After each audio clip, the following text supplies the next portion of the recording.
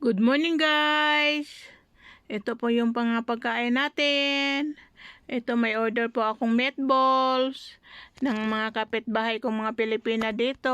Yung nasa harap ng employer namin. Ito nag-order po sila ng meatballs sa akin.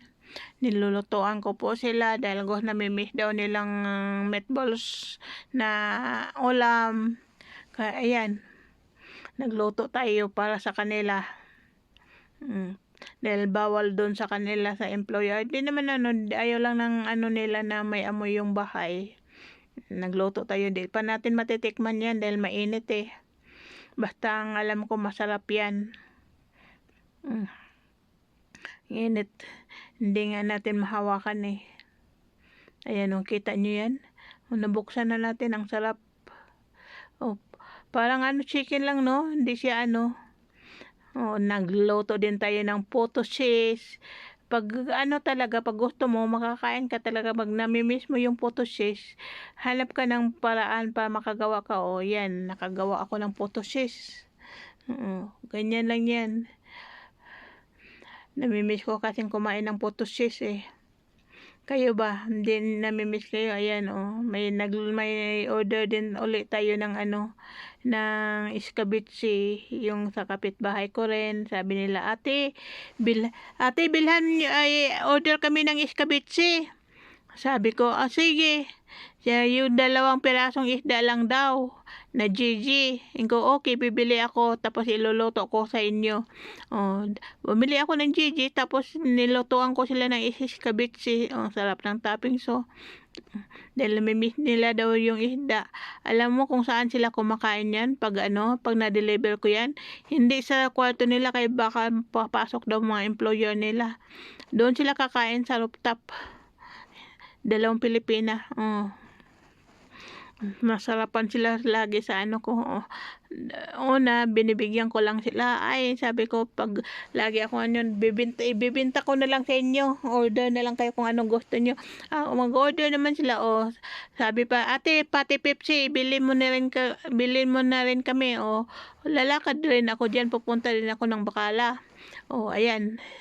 Ang ulam natin yung burger. Yan yung toppings ko sa aking iskabitsi. Onion, tomato, garlic, ginger, bell pepper, at saka carrots. Yan ang ating mga sangkap sa ating pang iskabitsi. Para hindi naman sila walang lasa. Ang ating iskabitsi, masarap yan. Nilagyan natin ng kaunting suka. Kaunting asukal para matamis-tamis, ketchup, black pepper. Masarap talaga yan. Yan ang pang toppings natin sa isda. Pag naprito na natin yung isda, yan ang gagawin natin pang toppings. Nasarapan nga sila ayan yung 2 isda yung binili ko. Ayan, pag mag-order sila, lulutuan ko lang naman. Pag hindi sila mag-order, hindi rin ako luluto. Yan, ang sarap ng toppings natin pang iskabitsi, diba? Kayo guys, nagustuhan ba ninyo yung luto ko? Comment naman kayo dyan sa baba. Kung nasarapan kayo sa ko, nagpaluto din sila ng kanin dahil bawal di na rin sila makapagluto ng kanin doon. Kaya sabi nila, isalihan mo na rin ng kanin ate. Lutuan natin sila ng kanin. Sarap talaga ng toppings ko sa iskabitsi. Binalik-balikan ko talaga. Diba? Ganyan lang yan. Kasimple. Pag gusto mong dagdag income ba, dagdag income. Pag gusto mong madagdagan income mo, gagawa ka ng paraan. Maraming Pilipina nga hindi makakain sa gusto nila dahil bawal sa mga employer nila. Hindi sila makapagluto dahil ayaw nila, lalo na isda dahil may amoy. Nilipat natin yung natin yung burger. Iluluto ko sana yung burger sa air fryer. Sabi ko ganun din naman, maglilinis din ako sa air fryer. Dito na lang, lubos-lubosin na lang natin dito sa kalen. Tatlong lutuan ba? Para isang linis na lang. Diba guys? Kayo, ano bang ginagawa ninyo pag yung free time ninyo. Ako ganito lang, luluto, maglilinis, kung may mag-order, gagawan. Tapos guys, baka gusto ninyo yung blue stick sandwich namin dyan, no? Open na. Baka pwede nyo mag-order. May ano tawag nun? Phone number, nakaano doon. Baka gusto nyo tikman ng blue stick sandwich namin. Masarap din yun. Bukas na diyan sa may HL Studio. Diyan banda, harap ng mga plaza. Di ba ang sarap ng ko? Sarap lang fish escabeche. Luto na rin ng burger natin. Makakain na rin tayo niyan. Ilalagay natin yan sa sandwich. Isa sa akin yan, 2 sa kanila. Tag-isa din sila. Ibibigay ko na lang din yan. Hindi ko yan pinabayaran na yung burger ko. Ang pinabayaran ko lang yung yung kanin dahil binili natin yung bigas, luto na. At saka yung isda, at saka yung mga sangkap. Free na yung luto na yan. 30 real lang yan. Ang isa. 30 real ang isa, hindi ang 2, 30 real ang isa. Ang kanin, 5 real ang isang tasa. Yan, kain tayo. Masarap yan, pasta. Yan din ang pagkain ko. Gumawa ako ng pasta na may olive at saka ano tawag niya, mushroom. Yan ang pagkain ko din. Dahil nagugutom na rin ako sa kakaloto, wala na akong ibang maisip lutuin. Yan na lang, wala din akong spaghetti. Spaghetti sana yun. Pero wala akong spaghetti, kaya yan na lang ang inano ko, yung pasta. Gagawin ko sanang Alfredo, yung white sauce ba, lalagyan ko ng white sauce. Pero nakakaano naman na parang ako bang lagyan ng white sauce. Tomato na lang. Parang spaghetti din yan. Ang sarap talaga ng niyan. Yung mushroom.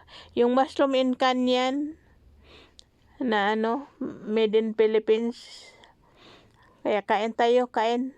Nagugutom na ako niyan. Kayo, ano bang pagkain ninyo? Mushroom with olive. Kayo, nasarapan ba kayo sa olive? Ako, ang sarap-sarap ko sa olive. Masarap i-partner ang olive sa kanin. Mapait-pait na yung kaya gustong-gusto ko. Parang ginger lang ba? Masarap ang ginger i-partner sa kanin. Kaya, kain tayo, kain. Guys, kain. Baka gusto nyo mag-order. I-message nyo lang ako. I-deliver ko sa inyo. Ay, hindi. Dito lang sa malapit dahil wala tayong sasakyan. Yung malakad lang ba? Ang sarap niya, no? Kaya, ang sarap. Kain na. Wow, ang sarap talaga. Diba guys, ang sarap. Malapit na yan maubos. Nagugutom lang yan. Wow. Kain. Dami ako kasing ginagawa, naglilinis ako pa niyan kaya nagutom ako. Kaya nagluto ako ng sarili kong pagkain. Kayo, makapagluto ba kayo ng sarili nyong pagkain dyan sa mga employer nyo? Hindi ba kayo sinisita? Ako, nagluluto ako sa sarili ko. Dahil minsan kasi hindi naman sila kumakain sa bahay namin. Sa labas sila kumakain doon sa hotel nila. Kaya ako na lang magluluto sa sarili ko. Makakain ko. Dahil kung di ka magluto, magugutom ka rin. Kaya luto-luto din paminsan-minsan, huwag patamad-tamad. Dahil pag tamad-tamad ka na, magugutom ka talaga. Yan ang natin, dessert. watermelon. Pero kung kayo may diabetic, huwag kayo kakain ng watermelon na matamis dahil tataas talaga yung sugar nyo. Ako may diabetic pero hayaan nyo na, hindi talaga maiwasan, makakain talaga tayo, lalo na pag masarap at malamig. Hindi mo talaga maiwasan, ang sarap talaga. Ang tamis kasi niyan hindi mo mapigilan. Pag may watermelon, sayang